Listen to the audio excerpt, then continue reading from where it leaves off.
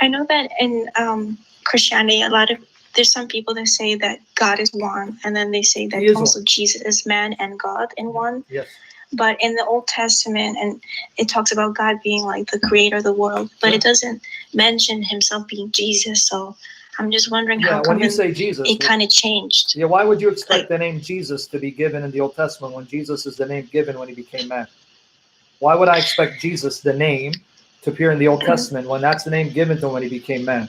So if you're asking me, does the Old Testament show the one God is more than one person? All over the place. I just gave an example to one man earlier, but I can do it again. But even when you say God is one, that needs explaining. And I want you to think logically, and not just logically, because God gave you a mind, aql and naql. You have aql, your reasoning, you have naql, revelation. Obviously, you agree with me, God is beyond understanding. We can't fully comprehend, understand God, right? Yes. So aql, logic, will only take you so far. Naql will take you the rest of the way. And there are things that our aql, our logic, cannot comprehend because God is beyond comprehension. We all agree with that. Muslim, Christian. Now, with that said, when you say God is one, what does it mean for him to be one? See, to say one means nothing if you don't define it. What's one? Meaning one and like there's nothing else like him and nothing over him. There's just... Okay, well, you know, there's nothing like the Trinity, right? Can you show me in creation a triune being? One being that's three persons simultaneously. Is there anything in creation like that? Well, a lot of Christians use example like you're a human body and then your soul and that's everything. Not three persons, three one and being. One. That's not three persons, one being. I'm saying three persons that exist as one being. Their being is one, their existence is one, but there are three persons in relationship. Anything in creation like that? No, I've never heard anything like that. So you just proved the Trinity is unlike anything in creation. So the Trinity is more likely to be true because God is unlike anything in creation. Okay, if you put it that way, I can see that, but I don't know. It's just... Well, you have your own Trinity, so you're confusing me because you say you believe Ahl Sunnah wa Jama'ah. The Quran is Kalam Allah, speech of Allah. It's the speech of Allah, the word of Allah, Kalam Allah. You're not a Shia, you're not a Mutazila. You don't believe the Quran is created because according to Ahl Sunnah wa Jama'ah, that would be kufr, that would be disbelief, right? Is disbelief to think that the Quran is incomplete or... No, it's missing. Disbelief to say it's created because the Quran is Kalam Allah, the speech of Allah. It's one of his sifat. Okay, so don't take my word for it. Go online, search Ahl Sunnah wa Jama'ah, or go ask your sheikh if he's knowledgeable. Sheikh, is the Quran Kalam Allah? Yes. Is it uncreated or is it created? Makhluk, he'll say it's uncreated. To say it's created is kufr. Okay, so with that said, let's assume you agree, because you have to agree, because you said you're Ahl Sunnah, and go and confirm it. After I'm done speaking with you, find a knowledgeable Muslim. If you're not Shia, so Shia will say it's makhluk, it's created, because they follow the Mutazila. You are Sunni, you're Ahl Sunnah. Ask someone who knows Ahl Sunnah theology, Quran created, or is it Kalam Allah? They'll say, no, it's not created, it's uncreated, it's eternal, because it's the speech of Allah. So with that said, the Quran is not Allah, right? No. Okay, now follow with me, because I'm going to show you have the same problem. The difference is, my problem is true, because I have the true God and his true word. You think you have the true God. May God keep guiding you. Okay, the Quran is not Allah. So now Allah is uncreated and the Quran is uncreated. Allah is uncreated and the Quran is uncreated according to Ahl Sunnah wa Jama'ah. Let's do the math. Allah is uncreated, the Quran is uncreated, the Quran is not Allah. That's two.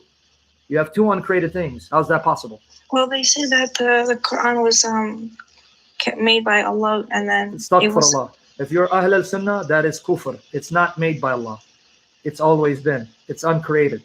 I mean, I have the quotations from the scholars. I have Hamza Yusuf in his translation of, the Aqidah of Tahawi, the creed of Tahawi, showing this is the position. I have the citations. I can show it to you, but this is the position of Ahl Sunnah wa Jama'ah. So confirm it, please. I don't want you to take my word for it. They will tell you it's uncreated. So then you ask them the question. Allah is uncreated. Quran is uncreated. Quran is not Allah. That's two. How do you have two uncreated things? Then they'll tell you, they'll say, Billah kayf. Billah kayf. I have that hard time pronouncing the ka. Anyway, Billah kayf, meaning, even though we don't understand how, Allah says it, for Allah it makes sense, and that's good enough for us. And they'll say, though the Quran is not Allah, it's not other than Allah, because it's a part of him. So that means you have a mystery in your own deen that you don't comprehend, but you don't deny. The difference between you and me, you say Quran is the speech of Allah. I say Jesus is the speech of Allah. and God's speech became a man, not a book. So if you can still believe Allahu Ahad, Allah Wahid, God is one, Allah is one, though the Quran is uncreated, and it's not Allah, but not other than him, and it's still one, then why do you have a problem with me saying God's eternal word became a man, his name is Jesus, and God is still one? Why do you have a problem with that? I don't have a problem. I was just asking. Good. No, and I say that, Jen, I'm saying it in a nice way. I'm not saying it in a mean way. Problem meaning to say, oh, it doesn't make sense. Well, there are things about God that's not going to make sense to anyone. That doesn't mean we reject it. Okay, and the last thing, because I don't want to take too much time. You can take all the time you want. Is in Islam it says that the I don't know how much you know about this, about the crucifixion being, it was appeared to the people. Yes, Surah An-Nisa, ayah 157. So why would a crucifixion be an allusion to somebody? What's the point of that? I agree with you. You got to ask the Muslims, why would Allah make it appear unto the Jews that Jesus was killed if Jesus was never killed? And then why would all... And there's two versions of it as well. They said he was a man who looked like him, or that they say somebody else took his place, and they suspected to be the one who turned against him, like Judas. Sure. So there's two versions to that, if you know about it. No, I know about it. They say one of the disciples was made to look like him, or it was the betrayer Judas, or someone else who was made to look like him. But either way, who made the person look like it was Jesus? They said Allah, and then it said also Allah is the best of deceivers or planners. But I'm just wondering, but what's the point to deceive somebody to become a Christian when the message is Islam? Well, it never happened. That's what I'm saying. The Quran doesn't know what it's talking. That's why we're not Muslim, because the followers of Jesus and all the earliest documents, and prove me wrong, quote a serious, not a joke, conspiratory theorist who doesn't believe Jesus existed.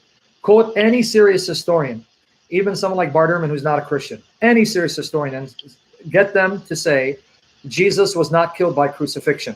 They all agree on this. The one fact they agree. They'll deny Jesus is God. They'll deny that he claimed to be God. They'll deny much of the New Testament, but they'll say one fact we know, Jesus was killed by crucifixion. And they'll say another fact we know, his disciples, those who knew him, like Peter and Mary Magdalene, went around preaching that he was killed by crucifixion and God raised him from the dead.